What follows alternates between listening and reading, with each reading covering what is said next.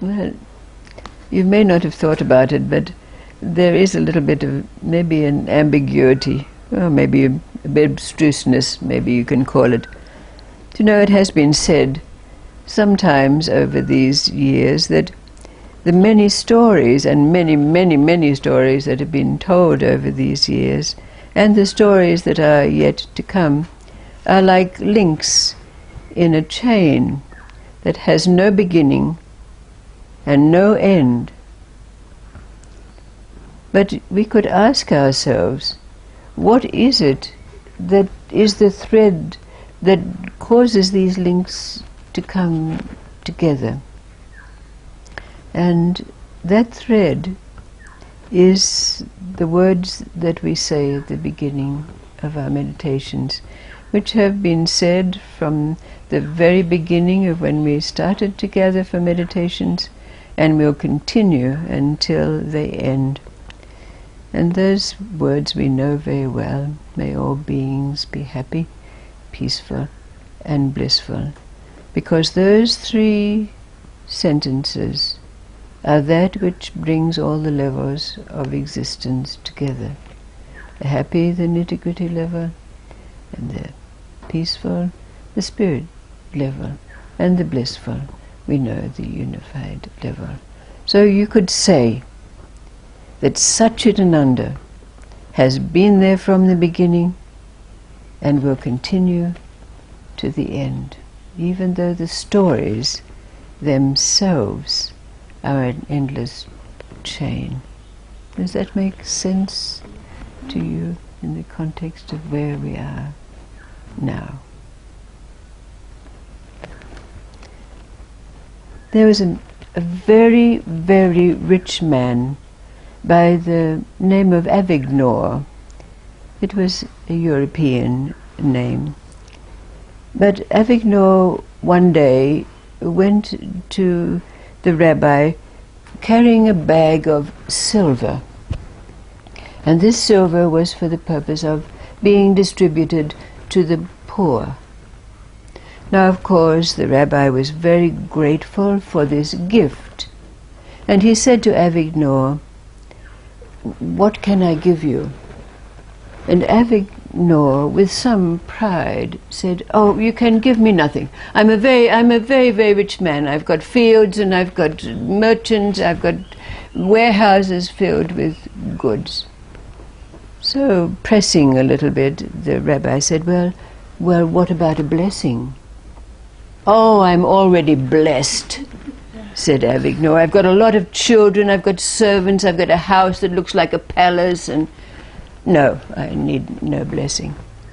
Well, of course, the rabbi, being as he was, had very great pity for a man with such pride and arrogance. So he said to Avignon, "Well, if I can't do anything for you, maybe you will do something for me. Would you take a letter to the man who is chairman of the charities board in your town?" Oh, this was a very, very small request. How could Avignon refuse? This was his hometown, after all. So the rabbi wrote a letter and addressed the envelope to the chairman of the charity board in Brody, which whatever the name of the town was in which the Avignon lived. So, but Avignon was a very, very busy man.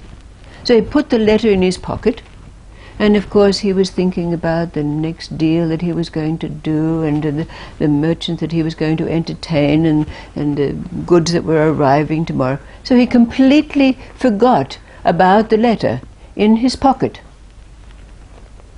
Well, 16 years passed,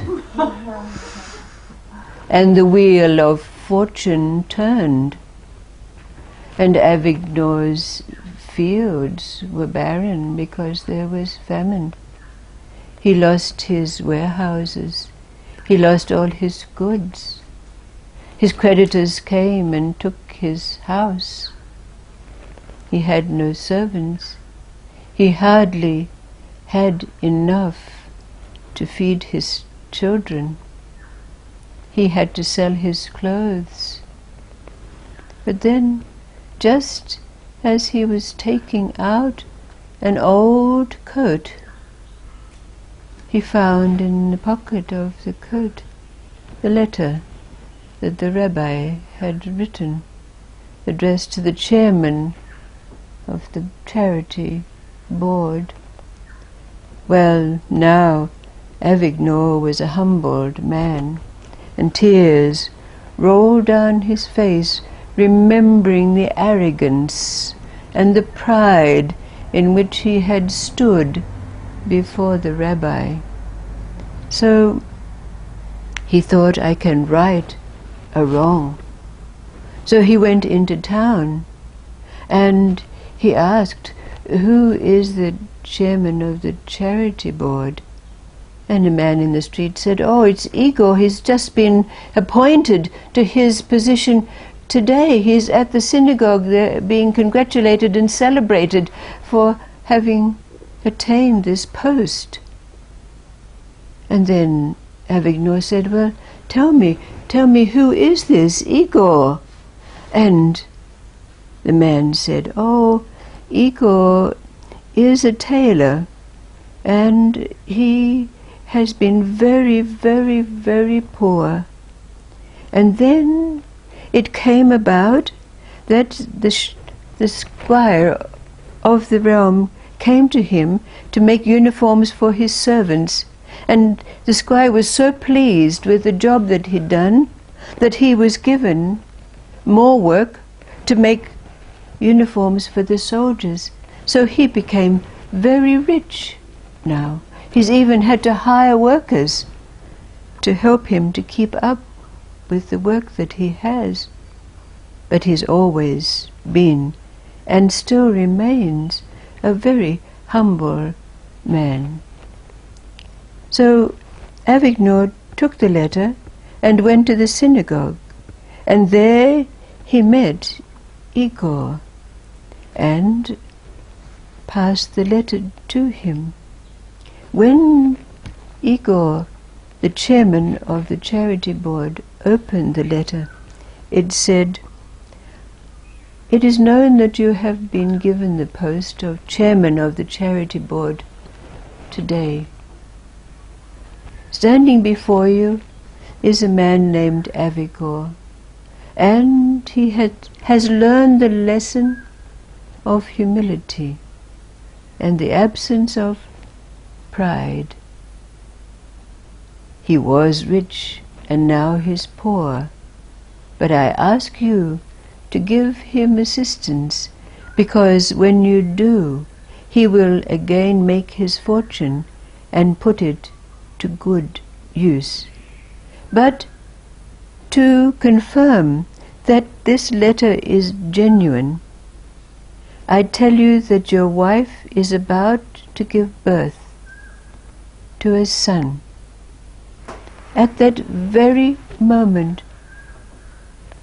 a man ran in the door to Igor to say, celebration, celebration, your wife has just given birth to a son. Of course, Igor gave Avignor that which was needed to launch him again into a phase where he became wealthy, and with that wealth he did good works and remained humble the rest of his days. So we know in this state of Satchitananda, when all the three levels of life come together, in these moments in which we find ourselves now, that the words are different, like the master or even the teacher. Compassion, pity, even love takes on a different meaning for us in this state. So the question that arises out of this story is, how is it that humility has changed for us? We know to arrive where we are today, we've had to have our face in the dirt.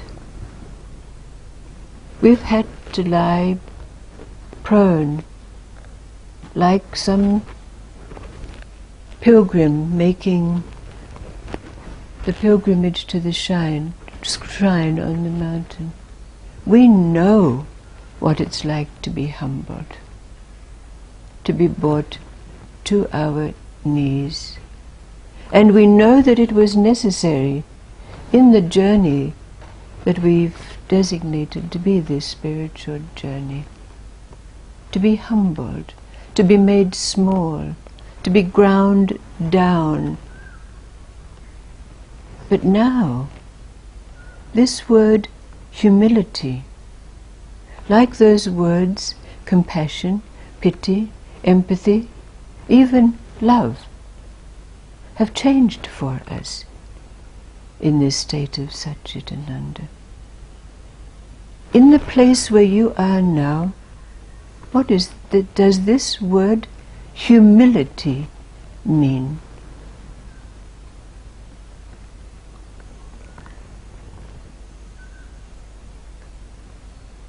Like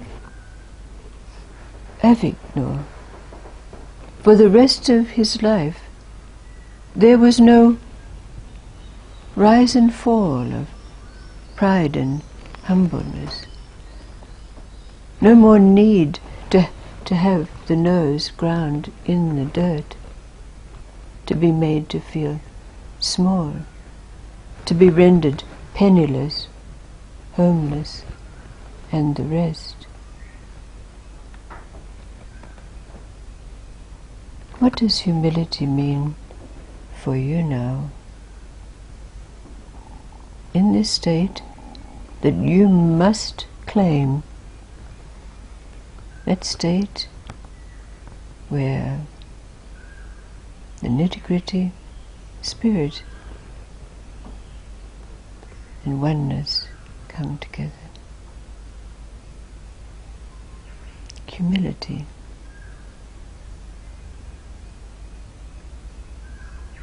If you look at yourself now,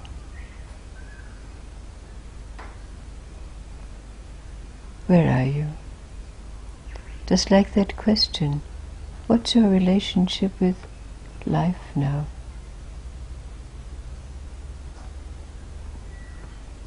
Can you be made to feel small? Can you be aggrandized by something that someone says to you? Can you? Praise and blame, what does it mean for us? Humility.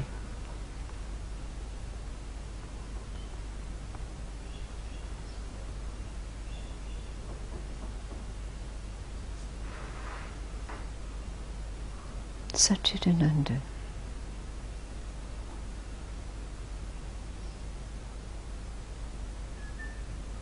What arises out of it?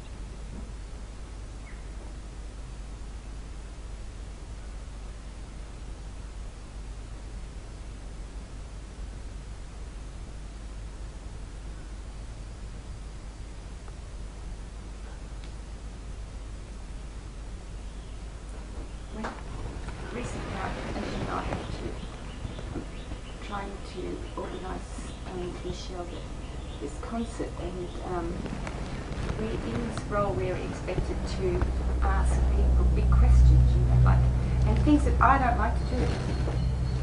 Put them on the spot. Will you do this for us? And I have found that I think, well, when someone's, oh yeah, this one, I just do it. But I think in the humbleness of it, you've taken away that judgment of yourself, and also you take away that judgment of other people. So you're just one soul talking to another soul, and I think I've lost the thread. But Yes. sort of, that's what I'm. Yes. It's so, isn't it? Yeah, for me, it's the ego has come to its right place. Uh-huh. Yes. It's not. It's not as big as it used to be. No. It's shrunk to where it should be. Yes. And that means praise and criticism is pretty. It's the same. Yes. Doesn't matter. It doesn't matter. Yes. Yes, definitely. Just one word comes to me. It's gratitude. Gratitude, yes. Gratefulness and gratitude.